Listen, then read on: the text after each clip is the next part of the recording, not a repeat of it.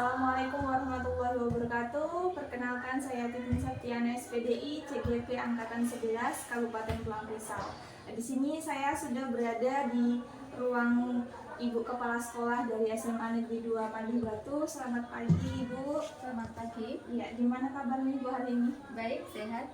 Ya, mohon maaf ya Ibu, saya mengganggu waktunya. Jadi hari ini saya akan sedikit bertanya terkait dengan dilema etika dalam pengambilan keputusan di SMA Negeri 2 Pandi Batu ini.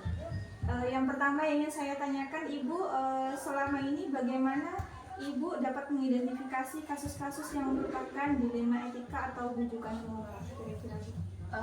Baik, sebelumnya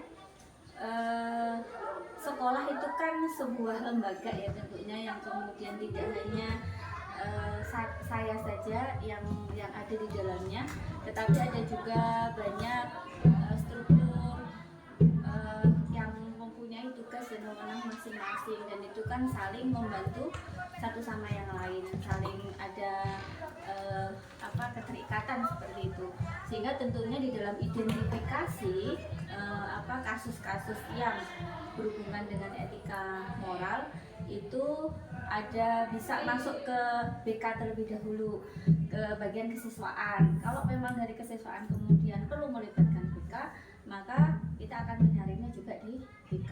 Nah, di dua itulah, baik itu kesiswaan maupun di BK, maka akan terpilah jenis-jenis kasus-kasus yang ada di sekolah. Apakah itu perlu ditindaklanjuti lebih lanjut, ataukah mungkin bisa dianggap pada kasus yang ringan. Nah, karena di dalam sekolah tentunya ada standar kasus begitu, kasus yang ringan, yang menengah, bahkan kasus yang berat seperti itu. Dan kemudian kita juga menerapkan ada sistem poin, yang dimana poin itulah yang menentukan kasus siswa itu apakah pada tingkat rendah, menengah, ataupun berat. Oke, Bu, berarti pada intinya di sekolah ini setiap kasus itu diklasifikasikan ya, Bu, ya, berdasarkan tingkat keberatannya seperti itu. Kemudian Ibu, bagaimana Ibu menjalankan pengambilan keputusan di sekolah Ibu, terutama untuk kasus-kasus di mana ada dua kepentingan yang sama, yang benar, atau sama-sama mengandung nilai kebajikan menurut Ibu? Baik, untuk kasus-kasus yang mungkin sama-sama besar dan mungkin sama-sama bermanfaat seperti itu, ya tentunya kita mengutamakan mana kebermanfaatan itu yang lebih menyentuh kepada kemaslahatan umum, yang sifatnya lebih menyentuh kepada yang sifatnya untuk banyak orang, itu yang kita utamakan terlebih dahulu, baru kemudian nanti baru ke level di bawahnya. Jadi mana yang lebih bermanfaat untuk banyak orang, itu yang didahulukan. Oke, lebih mendahulukan yang bermanfaat seperti itu ya Bu ya. Kemudian langkah-langkah atau prosedur seperti apa yang biasa Ibu lakukan selama ini dalam pengambilan keputusan?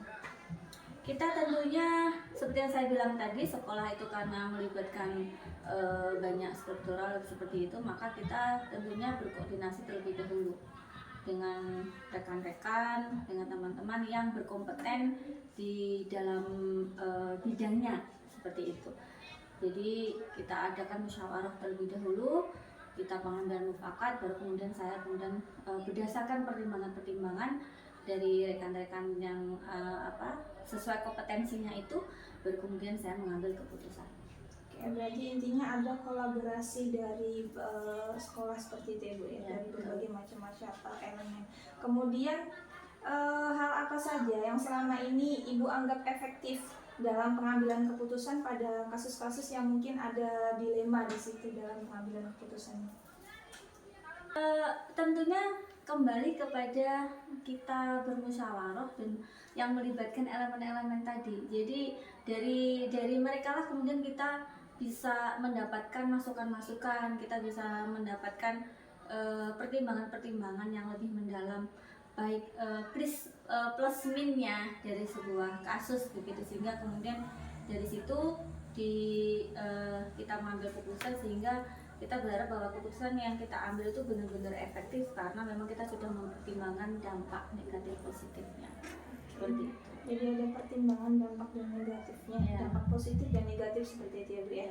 Kemudian hal-hal apa saja yang selama ini merupakan tantangan dalam pengambilan keputusan pada kasus-kasus dilema etika? Nah, tantangannya adalah terkadang terus terang bahwa kita tidak menafikan bahwa pendapat-pendapat dari beberapa rekan atau elemen-elemen yang ada itu kadang melibatkan emosional, kemudian subjektivitas seperti itu.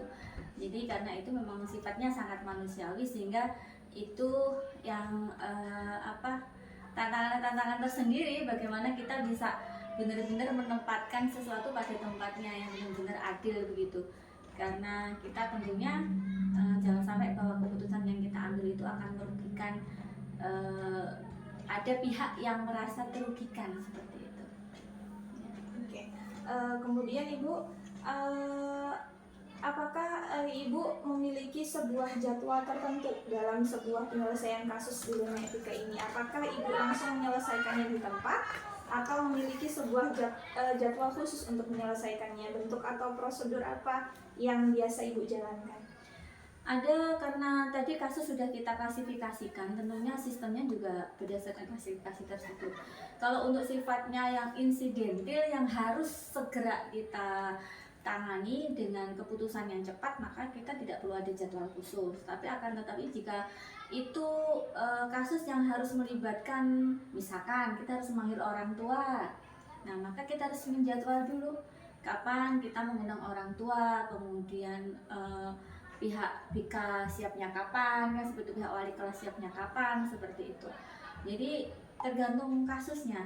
Ada yang harus kita cepat saat itu juga, ada juga yang memang kita harus menjadwalkan. Oke, jadi tergantung dengan kasusnya seperti itu ya Bu ya, apakah sifatnya insidental atau tidak. Kemudian adakah seseorang atau faktor-faktor yang selama ini mempermudah atau membantu Ibu dalam mengambil keputusan seperti itu? Ada. Jadi saya rasa juga teman-teman elemen-elemen yang berkompeten di bidangnya seperti BK yang tentunya dia sudah mendapatkan ilmu tentang psikolog, bagaimana kemudian mengatasi suatu masalah, kemudian dan juga wali kelas yang dia merupakan orang tua siswa di kelas, kemudian maka kesiswaan yang memang dia mempunyai kompetensi di dalam bidang kesiswaan seperti itu adalah orang-orang yang memang sangat membantu di dalam hal pengambilan keputusan, terutama dalam hal etika itu tadi. Oke Bu, terima kasih Bu. Jadi pada intinya Ibu berkolaborasi dengan seluruh elemen sekolah, terutama dalam hal ini yang berhubungan dengan siswa seperti BK, kesiswaan, seperti itu ya Bu ya. Iya, orang tua. Terima kasih Ibu atas waktunya sudah mengizinkan saya untuk wawancara pada pagi hari ini. Kurang lebihnya saya mohon maaf ya Bu ya. Terima kasih. Untuk hari ini saya akhiri. Terima kasih. Wassalamualaikum warahmatullahi wabarakatuh. Waalaikumsalam warahmatullahi wabarakatuh.